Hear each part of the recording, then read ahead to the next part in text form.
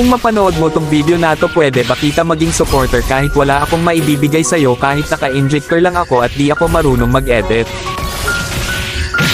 Gusto ko lang maranasan ang pakiramdam ng may humahanga sa bawat video na ina-upload.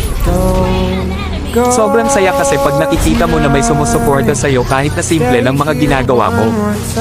Nakakasipag gumawa ng video at hindi nakakasawang mag-upload.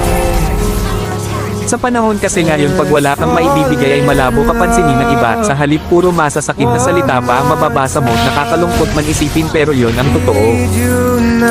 Di ko naman nilalahat pero karamihan ganon. Ang hirap kasi pag walang talent, pag di ka gwapo, maganda o sikat na kilalang tao. Ang hirap pag di ka mayaman.